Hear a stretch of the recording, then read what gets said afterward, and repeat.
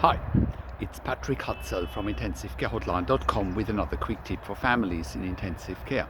So today I want to talk about a case study when a tracheostomy is actually unavoidable and is needed. So let's look at one of the clients that we worked with recently, and the client was basically asking us, should they give consent to a tracheostomy or not after their loved one has sustained a heart attack. So let's look at this closer.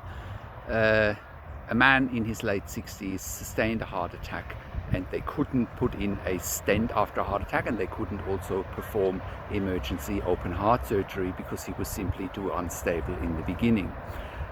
He ended up on a ventilator with a breathing tube because he ended up in pulmonary edema after he sustained the heart attack.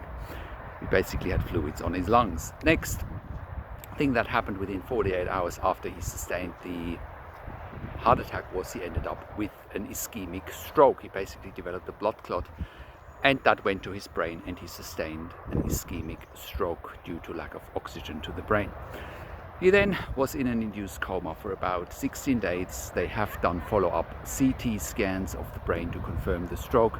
When they were sedating him with propofol and remifentanil, they were trying to wean him off the ventilator, and they were trying to wake him up after the induced coma to see whether he can be weaned off the ventilator and whether he can wake up and have neurological cognition, to see, can he follow commands, is he appropriately moving arms, legs, and can he follow commands. Now, after multiple days of trying to get him out of the induced coma and trying to wake him up, it was found that every time he's waking up, he's breathing against the ventilator, he's getting tachycardic, high heart rate, high blood pressure, and he was not cognitively and neurologically intact, and therefore he was in no position to maintain a safe airway if the breathing tube was to come out. But at the same time, he was still on BiPAP ventilation with high pressures as well as high oxygen demands, and therefore he couldn't be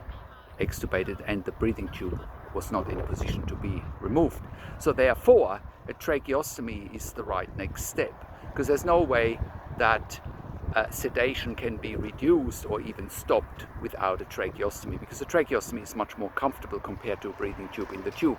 And once a tracheostomy has been done, sedation can be stopped. It's much more likely that waking up without the breathing tube in the mouth is so much more comfortable, and our client's family member can actually tolerate that. That will then, as a next step, also give an indication whether, once sedation is off, what he can do neurologically. Can he wake up? Can he obey commands? Another thing that happens with the tracheostomy, once the tracheostomy has been done, their loved one can be mobilized, can get in a recliner chair, and that will stimulate our client's family member, and hopefully he can wake up just by natural stimulation.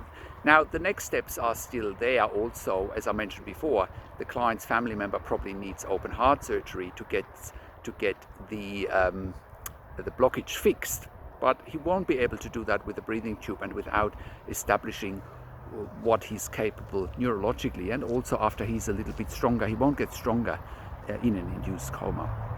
So that's my quick tip and summary of a case study today. Now, if you have a loved one in intensive care and you need help, please check out IntensiveCareHotline.com, call us on one of the numbers on the top of our website, or send me an email to support@IntensiveCareHotline.com. Like this video, comment down below what questions that you have, and subscribe to my YouTube channel for updates for families in intensive care. Take care for now.